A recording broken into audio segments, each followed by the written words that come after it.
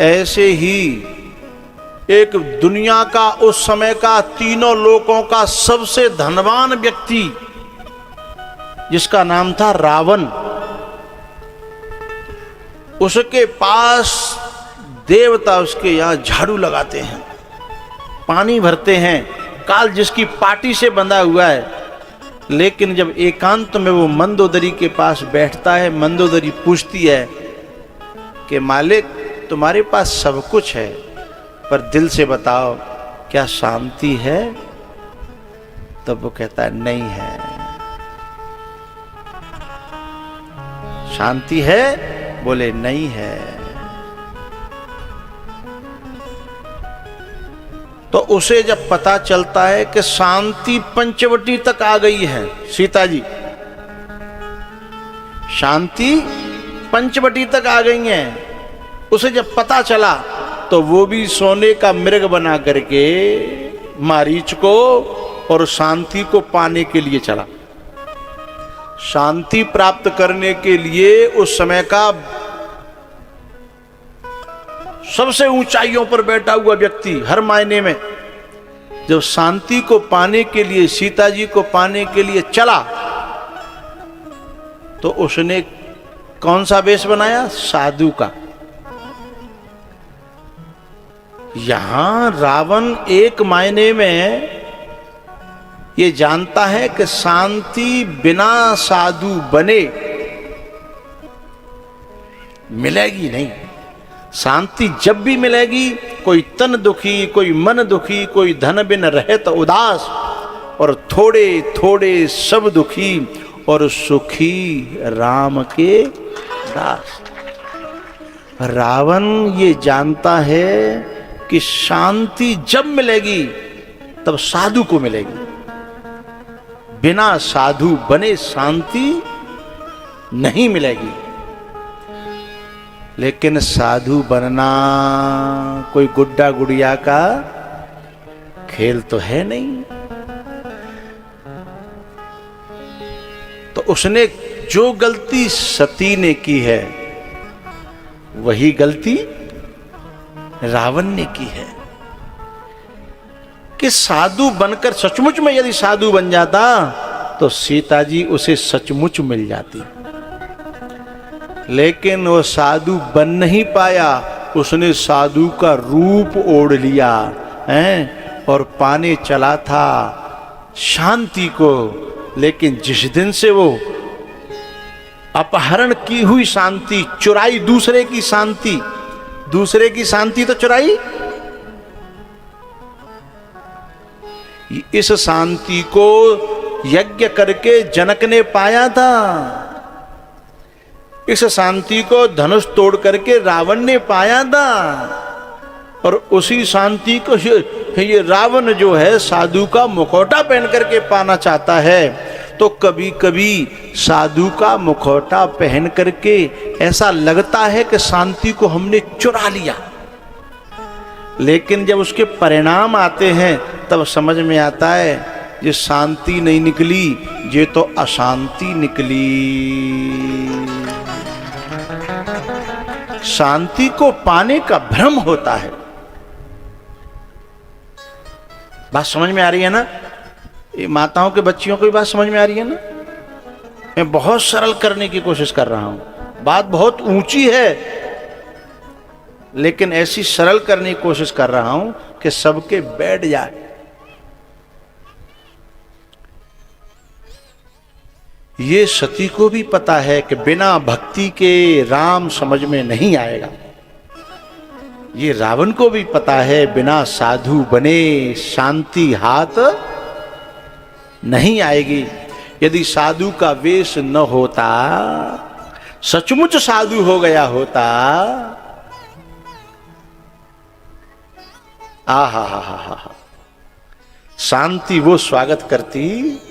आहा हा, जिस समय हनुमान जी महाराज जब गए हैं अशोक वाटिका में और माथा झुकाया है, रावण क्या चाहता था?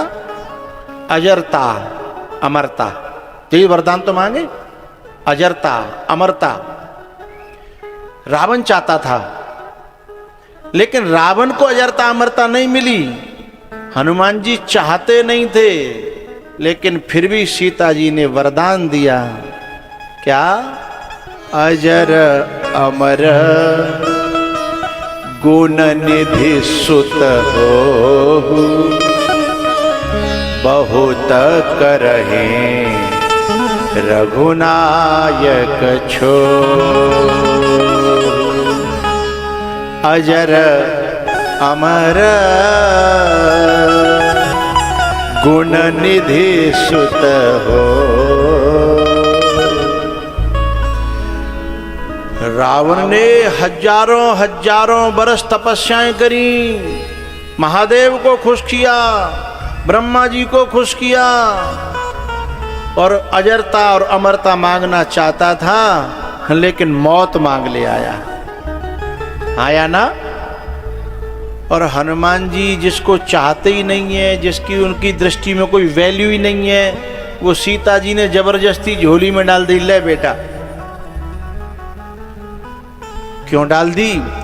क्योंकि जब कोई दिल से, प्योरिटी ऑफ हार्ट, दिल की गहराइयों से जब कोई साधु बनता है, चाहे वो वेश कोई भी हो, चाहे वो कुर्ता धोती पहनता हो, चाहे माताओं के वेश में हो, मीरा की तरह, कौशल्या की तरह, तो चाहे वो कोई वेश हो, यदि दिल से कोई साधु हो जाता है तो उसकी झोली में माँ जानकी अपने आप ही अजरताएं, अमरताएं, गुण, रिद्धि, सिद्धि ये फटक देती है। और ये तपस्या करता फिर रहा है, वेश भी ओढ़ के जा रहा है। और आप लोग समझदार हो, मेरी बात समझ में आए तो तालियों से स्वागत करिएगा बात का। अभी नहीं। अरे बात कहूं तब तो उतावले क्यों होते हो? इतना भी पिकअप नहीं होना चाहिए, गाड़ी में एक्सीडेंट होता है। हाँ, बात कहूं तब तो। रावण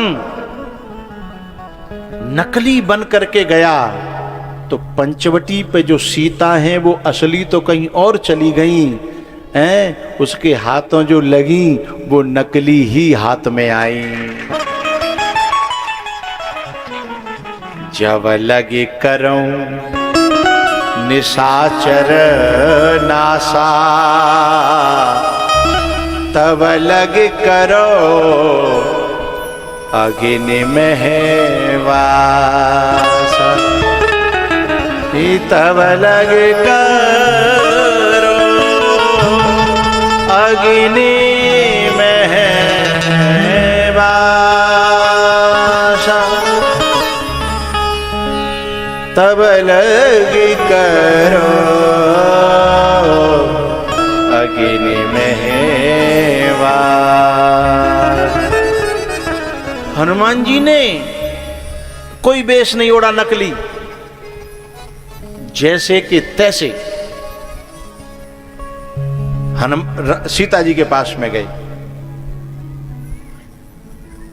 तो सीता जी भी मिली शांति, और शांति का आशीर्वाद भी मिला। भक्ति भी मिली और भक्ति का आशीर्वाद भी मिला।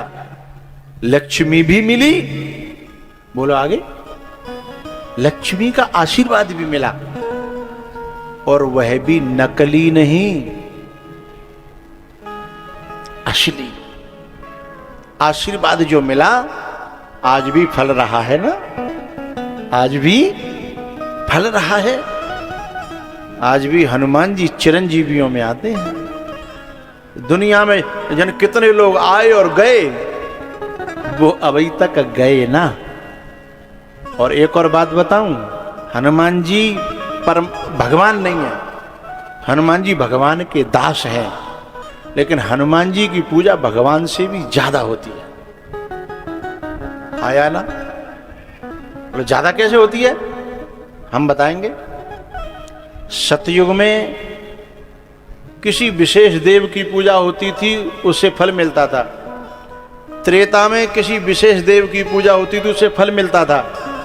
द्वापर में किसी की पूजा होती थी, उससे फल मिलता था। कलयुग में किन्हीं की जो जिसको भाता उसकी पूजा होती है, उनसे फल मिलता है। अलग अलग युग में अलग अलग जो है देवों का प्रभाव रहा है, लेकिन यदि चारों युगों में कोई है तो वो हनुमान जी महाराज हैं। चारों युग परिताप तुम्हारा है, प्रसिद्ध जगत उजियार। एक युग नहीं, दो नहीं, तीन नहीं, चारों युग। ये कहां से पाया? हनुमान जी ने कोई बहुत तपस्या करी रावण की तरह? नहीं, बिल्कुल नहीं। अथवा शांति को, भक्ति को, लक्ष्मी को पाने के लिए कोई नकली रूप बनाया? बोले नहीं। बोले जिससे ये सब मिलता है, हनुमान जी ने अपने आप को अंदर से वो बनाया जिसको हम कहें जेन्युइन, ओरिजिनल, वास्तविक, जैसा होना चाहिए वैसा अपने आप को बनाया। तो फिर जब हम जेन्युइन होंगे तो हमें जेन्युइन मिलेगा, और जब हम ठग बनेंगे तो फिर हमें ठग ही प्राप्त होंगे। हाँ?